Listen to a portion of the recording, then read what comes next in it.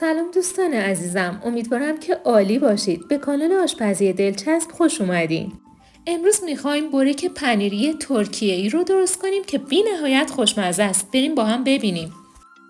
موادی که لازم داریم شامل خمیر یوفکا یا فیلو، پنیر پیتزا 250 گرم، تخم مرغ 1 عدد، کره به میزان لازم، پنیر فتا 50 گرم و ماست 2 قاشق غذاخوری که به جای پنیر فتا از هر نوع پنیر سفیدی میتونید استفاده کنید. برای شروع کره را ذوب میکنیم. پنیر پیتزا رو توی یه ظرف می‌ریزیم و پنیر سفید رو بهش اضافه می‌کنیم.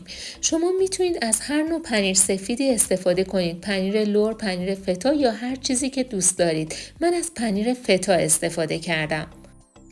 2 قاشق غذاخوری ماست و 1 عدد تخم مرغ رو هم اضافه می‌کنیم.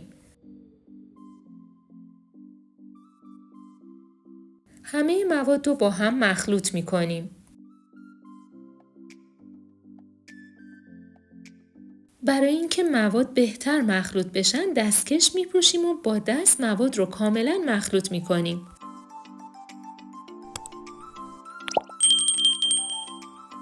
وقتی مواد مثل تصویر خوب با هم مخلوط شدن فعلا میذاریمش کنار.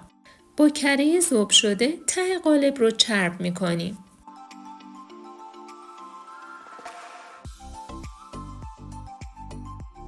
با خمیر یوفکا شروع به چیدن کف قالب می کنیم و هر لایه رو کره می زنیم. سعی کنید لایه نازکی از کره بزنید که خیلی چرب نشه. روی خمیر یوفکا رو با یه دستمال تمیز نمدار می پوشونیم که موقع کار کردن خمیر خشک نشه. حدود 6-7 لایه از خمیر رو کف قالب می چینیم.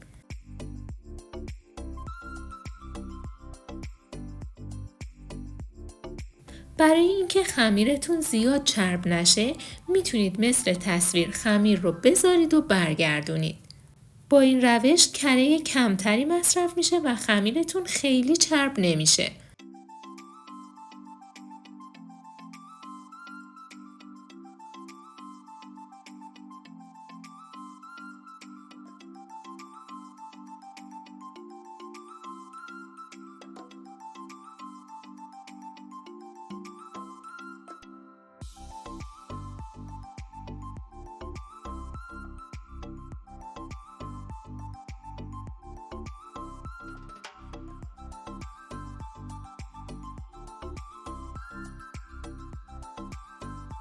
بعد از اینکه حدود 6-7 لایه خمیر کف قالب چیدیم، از فیلینگ پنیر که آماده کردیم روی لایه های خمیر میذاریم و سطحش رو صاف میکنیم.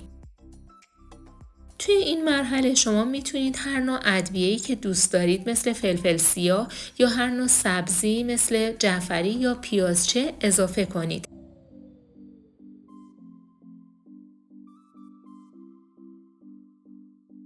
حالا دوباره لایه های خمیر یوفکا رو قرار میدیم و کره میمالیم. 6-7 لایه دیگه کافی هست.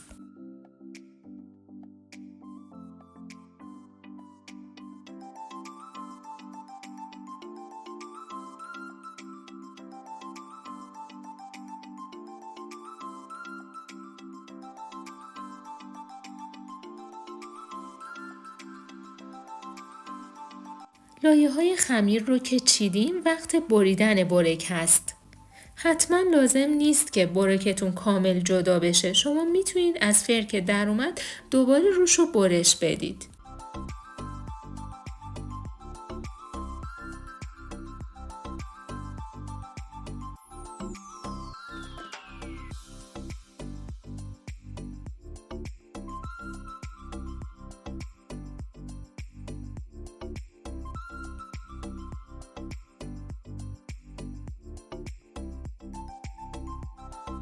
الان بورک آماده است. روی لایه آخر هم کره میمالیم و بورک رو در فری که با دمای 180 درجه سانتیگراد از قبل گرم کردیم به مدت 30 الی 40 دقیقه یا تا زمانی که طلایی بشه قرار میدیم.